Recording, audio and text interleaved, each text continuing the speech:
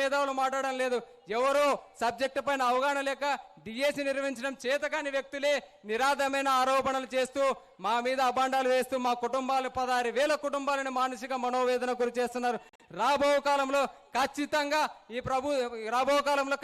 మా పైన ఎవరైతే విమర్శలు చేస్తారో తగిన మూల్యం చెల్లించుకోక తప్పదని ఉడక సందర్భంగా తెలియజేస్తా ఉన్నాము. ఖచ్చితంగా తగిన మూల్యం చెల్లించుకుంటారు. ఆ రోజులలో విద్యార్థులు ఉన్న ఆ రోజులలోనే మీకు తగిన మూల్యం చెల్లించాం. రాబో కాలంలో భవిష్యత్తులో ఖచ్చితంగా ఎవరైతే మమ్మల్ని మానసిక మనోవేదన గురి చేసి మమ్మల్ని ఇబ్బంది పెట్టి మా పరువును భంగం కలిగించే వారిపైన అవసరమైతే రేపొద్దున పరువు నష్ట దావా కూడా వేయడానికి మేమందరం కూడా ఉపాధ్యాయులందరం కలిసికట్టుగా ఉంటామని అడుగు ఈ సందర్భంగా తెలియజేస్తా ఉన్నాము. ఈ అవకాశం ఇచ్చినటువంటి ఉపాధ్యాయులు పశ్చిమ రాజ్యం ఉపాధ్యాయులందరికీ హృదయపూర్వకంగా కృతజ్ఞతలు తెలియజేస్తా ఉన్నాను. Good morning. నా పేరు ఎం తిరుమలమ్మ, ఎస్ఏ సోషల్, పెనగలూరు మండలం కట్టావారిపల్లి స్కూల్లో జెడ్పీహెచ్ఎస్లో వర్క్ చేస్తున్నాను. మెగా డిఎస్సిని దగా డిఎస్సి అంటున్నారు. వీళ్ళు చూసారా? దగా డిఎస్సినో ఇది మెగా డిఎస్సినో రాసిన వాళ్లకు తెలుస్తుందండి ఇది మెగానో గగానో. కష్టపడి రాసి అహర్నిశాలు కష్టపడి పిల్లలు లేక భర్త అందరినీ వదిలి సంసారాన్ని సర్వం వదిలిపెట్టి కష్టపడి చదివి ఉద్యోగం తెచ్చుకుంటే ఇప్పుడు మాట్లాడే మాటలు మెగా డిఎస్సి కాదా, దగా డిఎస్సి అంట. ఎలా దగా డిఎస్సి అయింది? ఎలా అవుతుంది ఇది దగా డిఎస్సి? దగా డిఎస్సి కావడానికి లోకేష్ గారు కానీ వాళ్ళ నాన్నగారు అయినటువంటి చంద్రబాబు నాయుడు గారు కానీ అసలు డిఎస్సినే నిర్వహించినట్టు. అసలు ముందు డిఎస్సి అంటేనే చంద్రబాబు నాయుడు అంటేనే డిఎస్సి కదా. అలాంటి చంద్రబాబు నాయుడు గారిని వాళ్ళ కుమారుణ్ణి ఎత్తి పొడిచే మాటలు మాట్లాడుతున్నారు మన జగనన్న గారు. ఇదేమన్నా న్యాయమా? అసలు ముందు చాలా షేమ్. అసలు ముందు 5 సంవత్సరాల పాలనా కాలంలో ఎన్ని డిఎస్సీలు నిర్వహించారండి మీరు? ఒక్కటన్నా నిర్వహించారా? ఒక్క జాబ్ అన్నా ఇచ్చారా? అసలు ముందు ఇవ్వకపోను ఇచ్చిన వాళ్ళ మీద బురద చల్లడం. ఆయన ఏదో వచ్చాడు 16,347 మందికి కుటుంబాలకి ఆయన గొప్ప వరాన్ని ఇస్తే దీన్ని దగా డిఎస్సి అంటారా? ఇది దగా డిఎస్సినా? ఈ డిఎస్సి దగా డిఎస్సి కాదు. దగా డిఎస్సి అంటే మెగా డిఎస్సిలో సెలెక్ట్ అయిన ప్రతి ఒక్క ఆడవాళ్ళు మగవాళ్ళు ప్రతి ఒక్కరు యుద్ధానికి వస్తారు. సో ఇది దగా డిఎస్సి కానే కాదు, మెగా డిఎస్సి. అర్హత లేని వాళ్ళందరూ మాట్లాడితే ఇలానే ఉంటుంది. ఏంటి సిబిఐకి విచారణకి ఇస్తావా? ఎలా ఇస్తావు సిబిఐకి విచారణకు? ఏం తప్పు చేశామనయ్యా సిబిఐకి విచారణకి ఇవ్వడానికి? ఏం తప్పు చేశాము?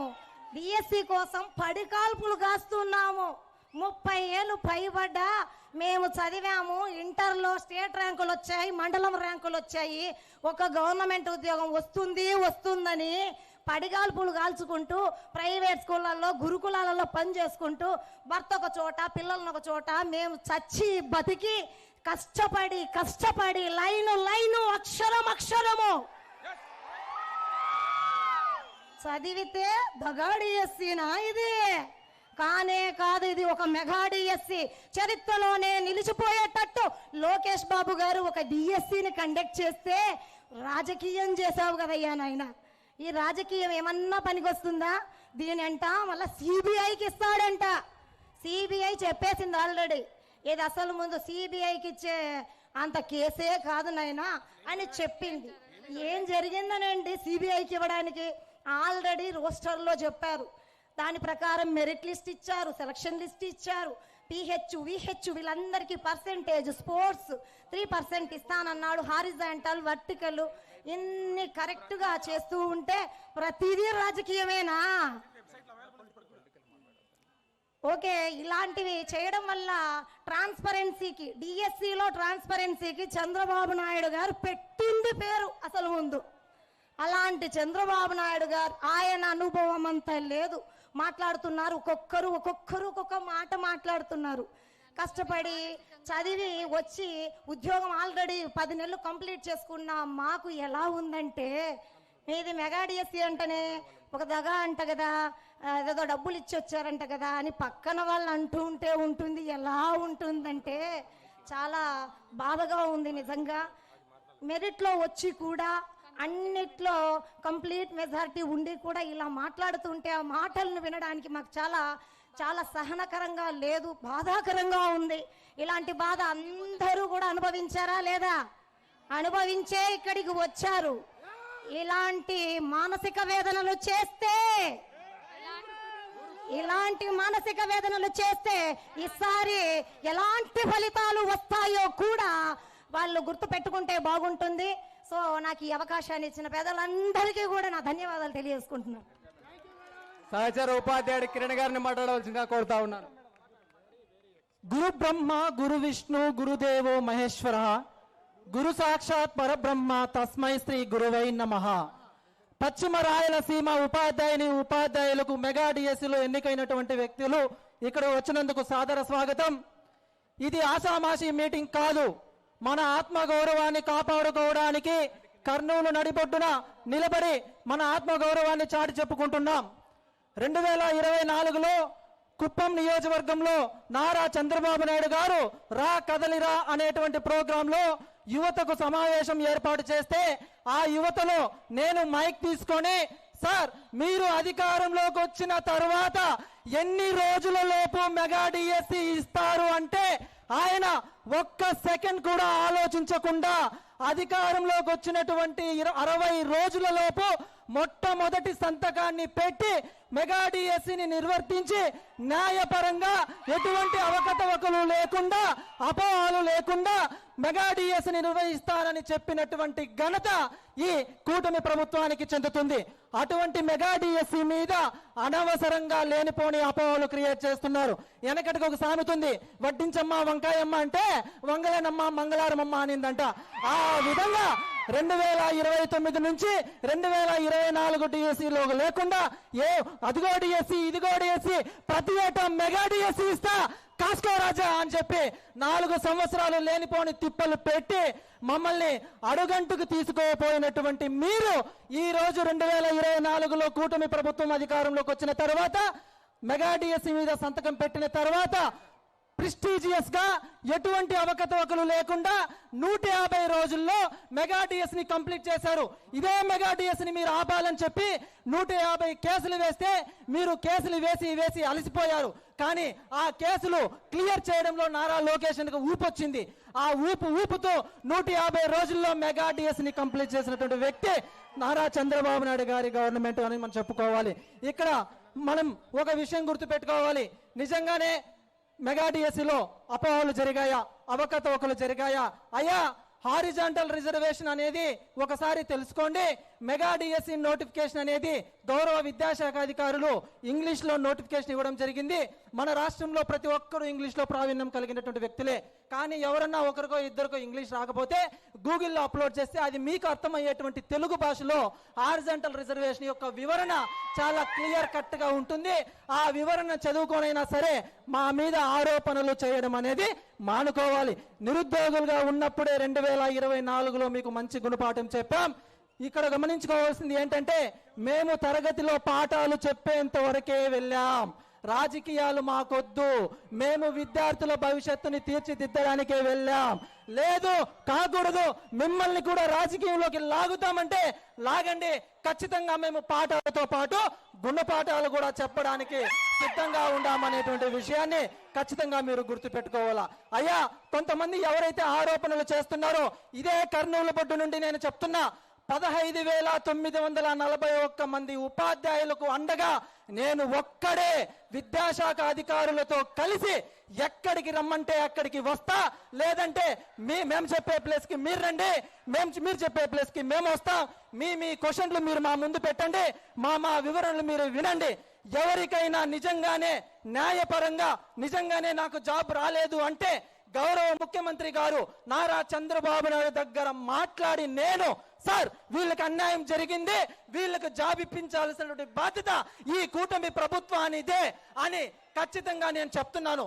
అది జరిగే ముందు మీరు ఎందుకు మాట్లాడుతున్నారో ఒక విషయం తెలుసుకోవాలి. అనవసరంగా ఎక్కడ పడితే అక్కడ ధర్నాలు చేస్తున్నారు. నిన్న కూడా తిరుపతిలో ఒక ధర్నా జరుగుతూ ఉంటే అక్కడ ఒక మీడియా మిత్రులు వెళ్ళి, సార్ ఎందుకు సార్ మీరు మెగా డిఎస్సి ఈ విధంగా ధర్నా చేస్తున్నారు, అసలు ఏం జరిగింది సార్ ఈ మెగా డిఎస్సిలో అంటే, అవన్నీ మాకు సంబంధం లేదు, లోకేష్ సార్ గారు రాజీనామా చేయాలి. అరే ఏ సంబంధం అవుతుంది, అసలు ఏ ఇన్ఫర్మేషన్ నీ దగ్గర కంటెంట్ లేకుండా ఎందుకు రాజీనామా చేయాలనేటువంటి విషయాన్ని మీరు ఒకసారి గమనించాలి. చూడండి, ఎవరైతే ఆరోపణలు చేస్తున్నారో మాకు రాజకీయాలు వద్దు, ప్రజాస్వామ్యంలో ప్రశ్నించడం కరెక్టే, కానీ ఆ ప్రశ్న అడిగే ముందు దానికి తగినటువంటి ఆ ఆధారాలు కానీ, సాక్ష్యాలు కానీ, ప్రూఫ్స్ కానీ, ఎవిడెన్సెస్ కానీ ఏమైనా మీ దగ్గర ఉన్నాయా? ఆ రోజు ఢిల్లీలో జంతర్ మంతర్ వద్ద నీట్ పేపర్ లీక్ అయిందని చెప్పి లక్షలాది మంది ధర్నా చేస్తే అదే కోణంలో మీరు ఇక్కడ వచ్చి ధర్నా చేస్తున్నారు. ట్రెండ్ సెట్ చేయండి, కానీ అనవసరంగా అక్కడ నీట్ పేపర్ నిజంగానే లీక్ అయిందని సుప్రీంకోర్టు అఫీషియల్ గా అనౌన్స్మెంట్ చేసిన తర్వాతనే కేంద్ర విద్యాశాఖ మంత్రి గారు రాజీనామా చేశారు. తరగతి గదిలో బేసికల్ గా 3 రకాల విద్యార్థులు ఉంటారు. ఒకసారి చెప్తే వినేస్తారు, ఇంకొకరు కొట్టు చెప్తే వింటారు, ఇంకొక 3వ వ్యక్తి ఒకరు ఉంటారు, నువ్వు ఎంతైనా కొట్టు, నువ్వు ఏమైనా చేసుకో, నేను హోంవర్క్ చేయను, నేను రాయను, నేను స్కూల్కి రాను అనేటువంటి హితండవాదం చేసేటువంటి విద్యార్థులు కొంతమంది ఉంటారు. అటువంటి వాదానికి చెందినటువంటి వ్యక్తులే ఈ రోజు ఆరోపణలు చేస్తున్నారు. గౌరవ విద్యాశాఖ అధికారులు మీకు సంబంధించినటువంటి ప్రతి ఒక్క ప్రశ్నకి, ప్రతి ఒక్క వివరణకి, ప్రతి ఒక్క సందేహానికి యూట్యూబ్ లో లైవ్ సెషన్ ద్వారా ప్రతి ఒక్కరికి వాళ్ళ యొక్క కాల్ లెటర్ ని స్క్రీన్ మీద డిస్ప్లే చేసి పిన్ టు పిన్ ఎక్స్ప్లెయిన్ చేస్తే అయినా కూడా మీరు నిరాధార ఆరోపణలు చేయడం అనేది కరెక్ట్ కాదు. ఇకనైనా దీనికి ఈ రోజే స్వస్తి పలకాలి. కుప్పం నుండి ఇచ్చాపురం, పలాస, శ్రీకాకుళం వరకు ఎక్కడైనా స్టేజ్ అరేంజ్ చేయండి, మేము రావడానికి సిద్ధం. నేను ఒక్కడే వస్తా, ఎవరు వస్తారో రండి, ఖచ్చితంగా వివరణ తీర్చుకుందాం. అంతేగాని అనవసరంగా ఉపాధ్యాయులను రాజకీయాల్లోకి లాగొద్దు. విద్యార్థుల భవిష్యత్తు కోసం మేము పాటుపడదాం. ఫైనల్ గా ఒకటే చెప్తాను, దేశం బాగుండాలంటే తరగతి గదిలో ఉండేటువంటి విద్యార్థులు బాగుండాలి. అటువంటి విద్యార్థులు బాగుండాలంటే ఉపాధ్యాయ వృత్తిలో ఉన్నటువంటి ప్రతి ఒక్క వ్యక్తి ఖచ్చితంగా న్యాయబద్ధంగా వృత్తిని నిర్వహించిన రోజే అది అనుకున్నటువంటి సాధ్యం అవుతుంది. మేము యువత గెలిస్తే ఆంధ్రప్రదేశ్ గెలుస్తుంది, యువత భవిష్యత్తు గెలుస్తుంది. మా విజయం వెనుక ఎంతో మంది తల్లిదండ్రుల కన్నీటి గాథ ఉంది.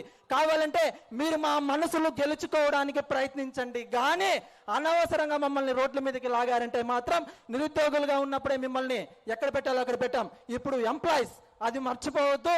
మేము ప్రభుత్వ సేవకులం మాత్రమే, ఏ పార్టీకి సంబంధించినటువంటి వ్యక్తులు కాదు. కాదు, ఈ రోజు రేపు మా సర్వీస్ ఉండేంత వరకు మేము కేవలం ప్రభుత్వ సేవకులం మాత్రమే. ఏ ఉపాధ్యాయ వృత్తిని నిర్వహించేటువంటి ప్రభుత్వానికి, ప్రజలకి మధ్య వారధిగా ఉండేటువంటి వ్యక్తులం మేము. ఖచ్చితంగా ఈ విషయాన్ని మీరు గుర్తుపెట్టుకోండి. అనవసరంగా మమ్మల్ని ఇబ్బంది పెట్టి మీరు ఇబ్బంది పడద్దు, మమ్మల్ని ఇబ్బంది పెట్టద్దు. జై హింద్, జై ఆంధ్రప్రదేశ్, జై మెగా డిఎస్సి. స్పోర్ట్స్ కోసారండి మిత్రుడు రవినాయక్ గారిని మాట్లాడవలసిందిగా కోరుతా ఉన్నాను.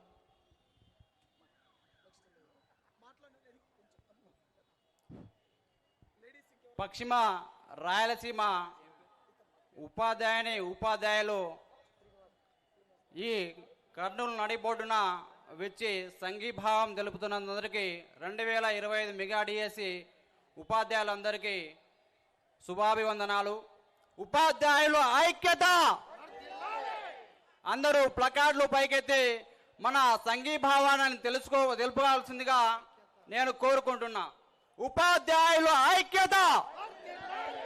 ఉపాధ్యాయులు ఐక్యత! ఉపాధ్యాయులు ఐక్యత!